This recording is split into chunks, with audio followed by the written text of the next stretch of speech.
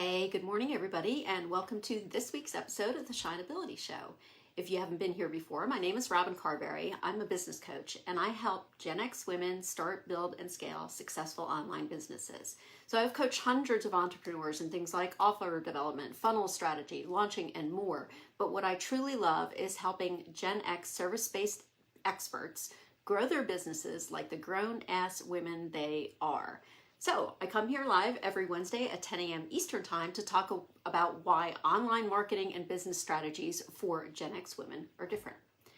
So last week, if you caught last week's episode of the Shineability Show, you know that we talked about the data to pull when your launch doesn't meet your goals. It feels like a flop or a failure.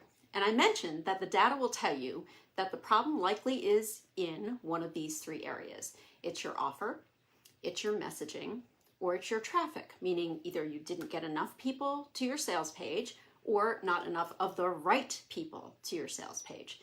So for most of my clients, especially as they're still going through the emotional roller coaster of launching as they close out their cart, the immediate feeling tends to be, there's something wrong with my offer. Nobody wanted it. I need to blow it up and start all over again. And as I said last week, it's 100% normal for you to have these emotions, and you should give yourself time to feel them. But once you've given yourself time to do that, it's time to ask yourself, what is the truth here? Are my feelings the truth? And that's where the numbers and the data come in, to help you find the truth that is not tied to your feelings. So back to what the numbers tell you. Usually with my clients, it is not the offer that is the problem. And there's two ways to tell that. First, for my clients, we do not do a launch without validating the offer in some form or fashion. So validating the offer can happen any number of ways, but essentially it's about proving that your offer is something that people want and that they will buy before you build the course or you build the group coaching program or you put the whole thing together and do a full launch.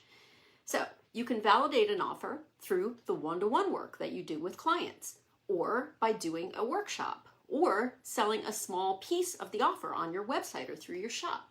And a bonus to validating your offer is that it allows you to test the messaging around it at the same time. Another way to tell whether your offer is the problem or not is to look at your conversion rate. So your conversion rate is the number of unique views on your sales page divided by the number of sales that you had. So if your conversion rate is over 2%, your offer is not the problem because it is converting. Your problem is traffic. You simply didn't get enough people to your sales page. So look at your sales goals for the launch that you did, that you perceived to be a failure or a flop or just didn't really go according to plan, and do the math. So for example, maybe your goal was to sell 20 offers and you sold 10 instead. You know that your sales page converted at 2%. So what does that actually tell you? It means for you to get 20 sales at a 2% conversion rate, you needed to have 1,000 people see your sales page. So 1,000 people probably didn't see your sales page if you converted at 2% and you had 10 sales. So what does that tell you? It tells you that the next time you launch, you need to get more eyeballs on your sales page. It is a traffic problem. It is not a problem with your offer. If your conversion rate is not over 2%, it might be your offer. But if you validated your offer, like we just talked about, it means that you know people will buy it. In that case, the problem may be your messaging or, again, your traffic. So how do you know which one of these things it is? So let's go back to your data. Look at your open and click-through rates on your emails. If you ran ads, go to Ads Manager and look at the click-through rates on your ads and how many landing page views you had. If people were opening your emails, clicking through your emails, clicking through on your ads, it means your messaging on that side was good. It got people to the sales page. So now you can look at your sales page and say, all right, is there a disconnect here?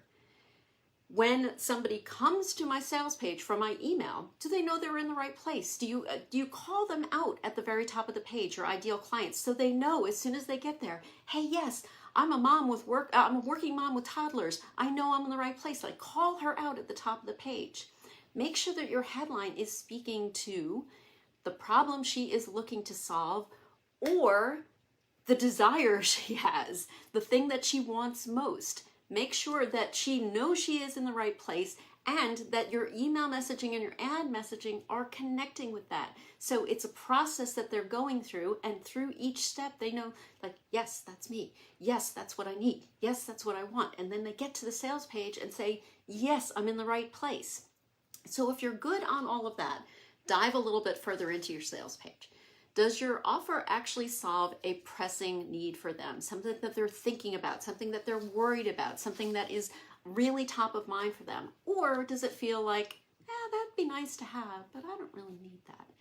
In that case, somebody's just going to say, oh, I'll come back to that later, and probably never come back. Is there an urgent reason for them to buy?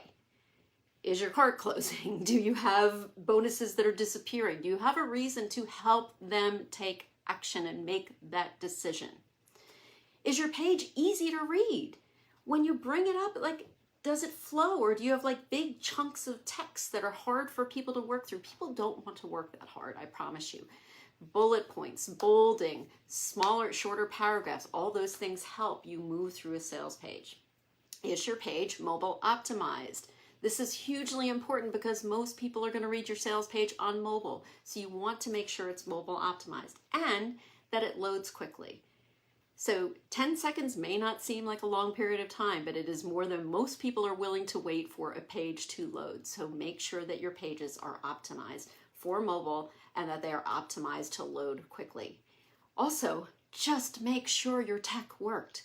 Just make sure that when somebody got to your sales page and hit the buy button, whether it was on desktop or laptop or mobile or whatever, that it worked. Because sometimes that's actually the problem. That is something you should check during your launch too, by the way. But if you didn't, this is a good reminder. So there's a lot more ways to audit your sales page. There's a lot more to that topic. But these are great places for you to start. Now, as for the traffic piece, if your page isn't converting, you may be sending the wrong people to your sales page. Now, this can happen if the people on your email list aren't really a good match for that offer. So look at the ways that those folks came to be on your list. Maybe they joined your list because you used to do different things. You used to serve people a different way. So they're really not a good match for this new offer. Or maybe your lead magnet that is bringing them to your email list isn't a good match for your offer either. It's bringing the wrong types of people onto your list. For ads, if you were running ads, it may be that the audience targeting that you used is off. So look at testing some new audiences using video view campaigns or engagement campaigns to just test and see, like, how do these people interact with me? Are they interested in my content? Are they engaging with it? Are they commenting? Are they saving? Like, test new audiences that way, and then you can use those audiences when you launch again. So what I don't want you to do is give up on your offer unless you know through the data that your offer is a problem. So dive into the data, see what it tells you, because you may actually have a great offer. You just need to tweak your messaging and get more of the right people to see it. So that's it for this week. I hope you have a wonderful rest of your Wednesday and rest of the week, and I will see you next Wednesday. Bye.